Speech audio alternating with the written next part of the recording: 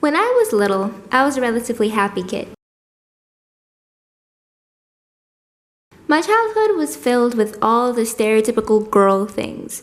Barbies and brats and dollhouses and princesses and stuffed animals. I had enough toys and to spare, especially when it came to Barbie dolls. But there was one thing that started to become a problem after a while. I wished that I were white.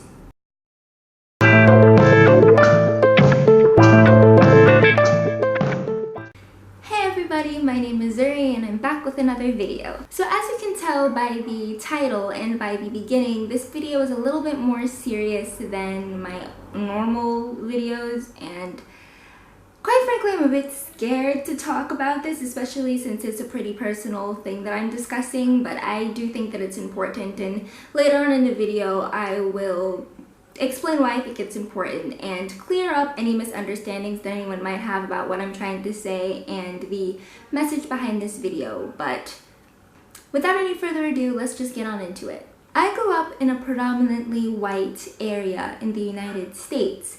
A place where at most social events you could count the number of persons of color, specifically black people, on one hand. In fact, I went to a school where, other than a biracial girl who eventually left, I was the only black kid in that entire school. And even in middle school, there were other black kids in the school, but for my homeroom class, the group of kids that I spent the majority of my time with, there was only one other black boy. We were the only two black kids in the class, and we never spoke. I don't know why, we just never spoke. It's not like my parents and I were the only black people in this state.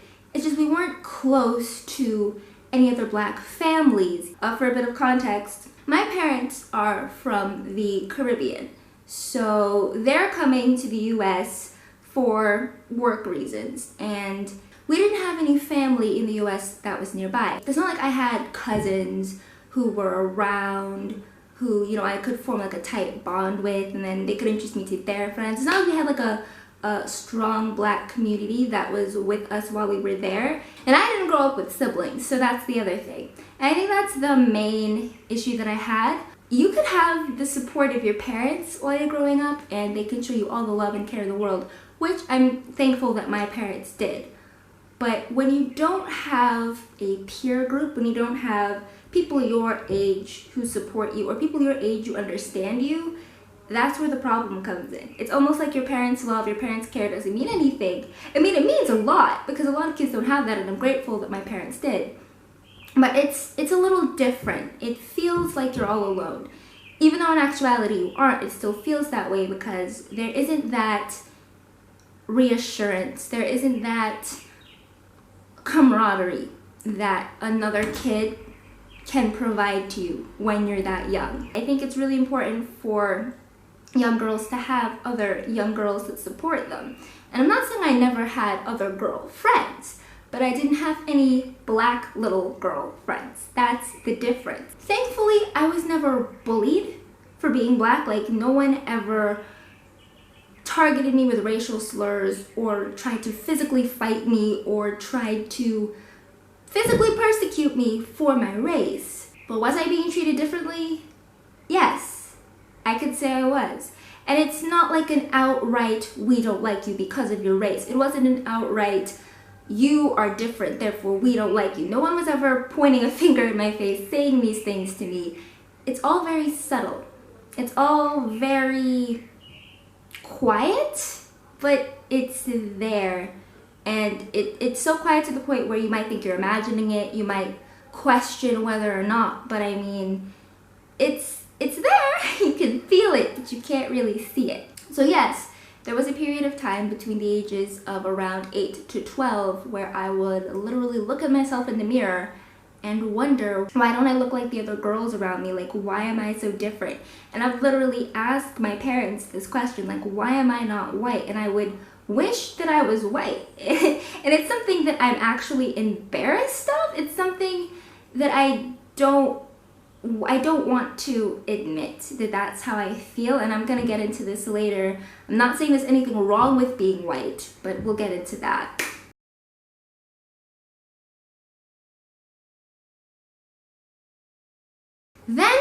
was 14, my life took a very strange turn. I say strange because it was something that I didn't expect at the time, and it kind of hit me like a truck. It hit me fast and hard, and I was not expecting it at all. My mom and I had to move to a completely different country, something different than anything that I had ever known up until that point when I was 13. As I mentioned before, my parents are from the Caribbean, which is a very diverse place. It has a lot of different cultures and different peoples and whatnot, but my parents specifically are from 2 different islands that are predominantly black.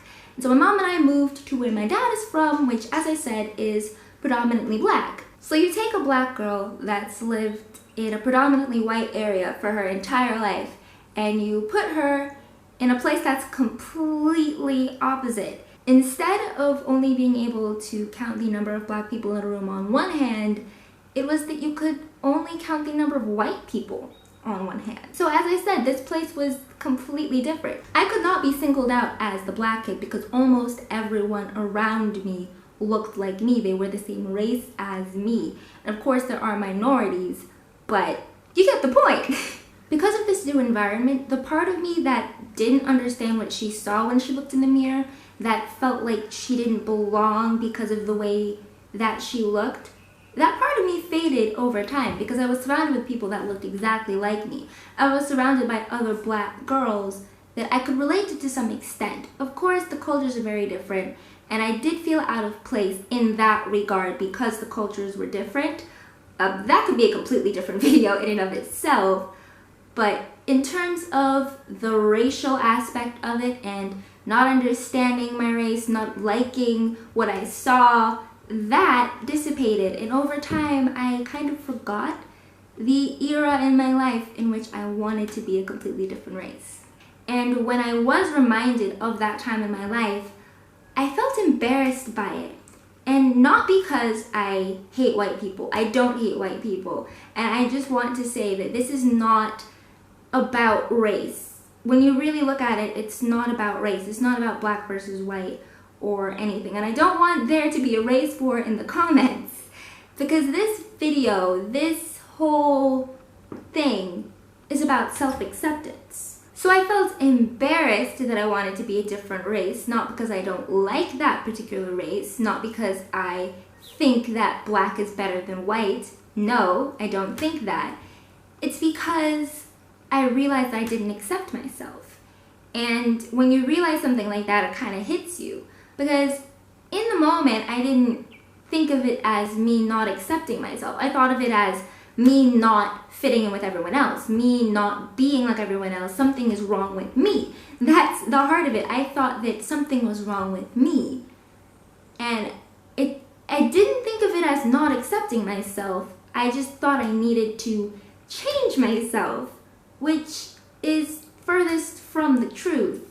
Which is why I want to make this video, because I know that there are people out there who can relate to this. Maybe not exactly. Like, this can apply to so many different situations, which is why I say it's not about race. You can feel out of place wherever you are for a multitude of different reasons. So as I said, this isn't about race. And I'll say it again.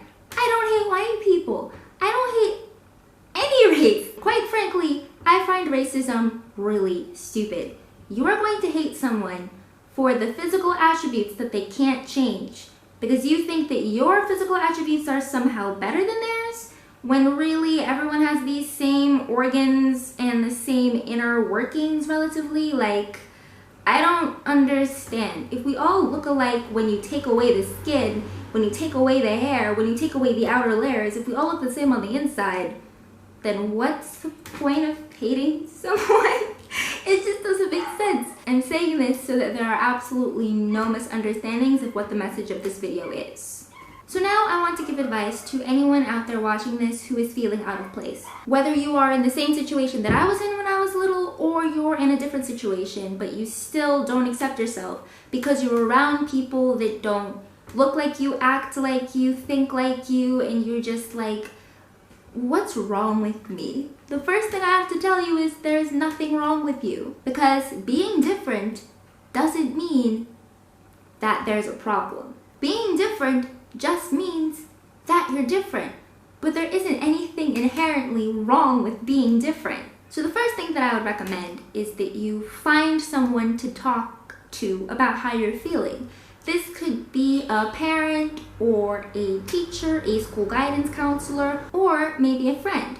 Now, I'm not saying I didn't have friends when I was younger, but I don't think I thought that I could open up to them about this, and you might not feel like you can open up to a friend about this, and you might feel like you can't open up to anyone in your real life about this.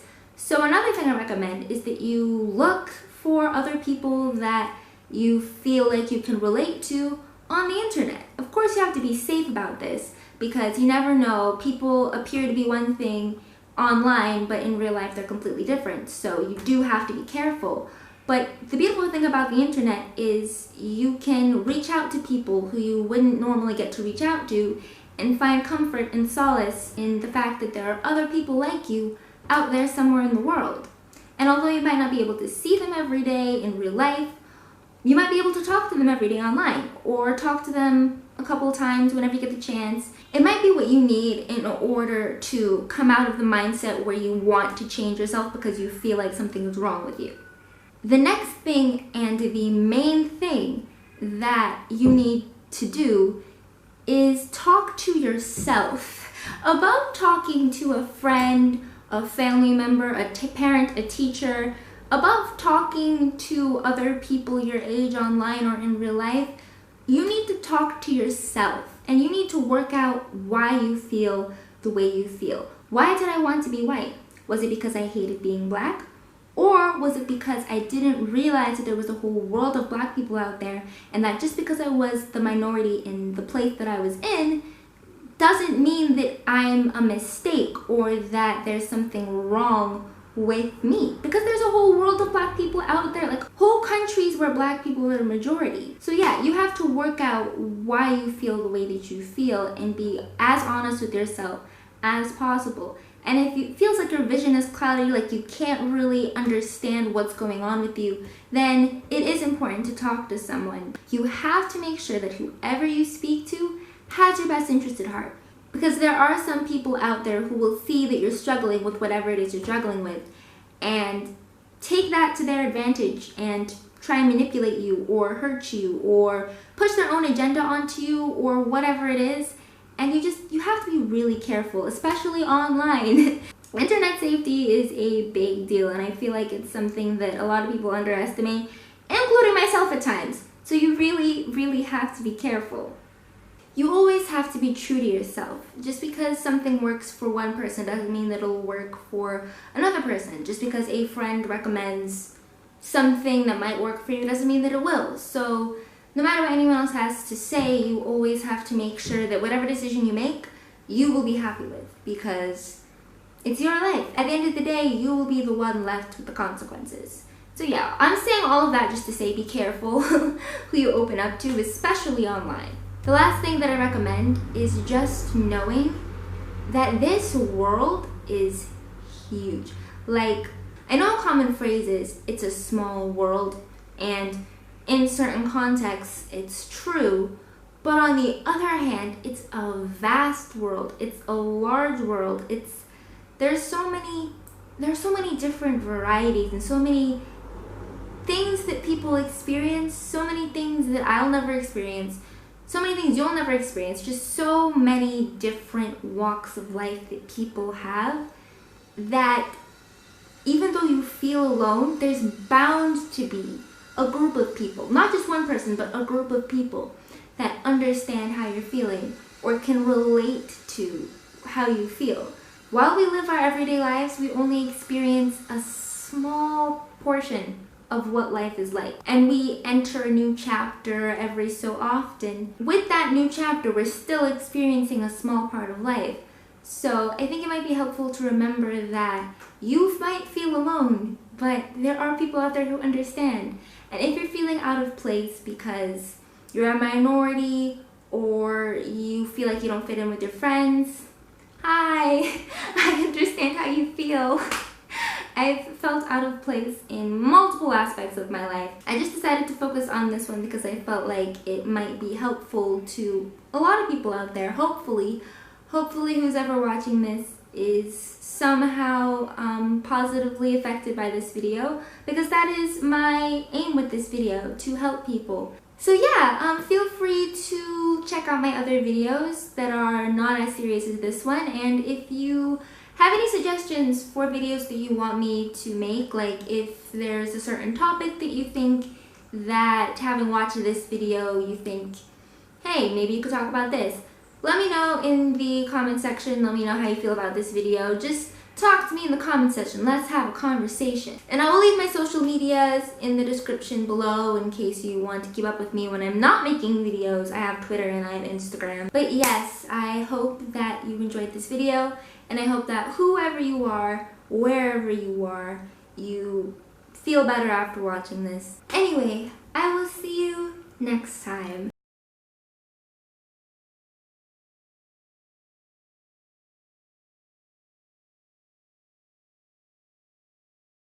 Bye-bye!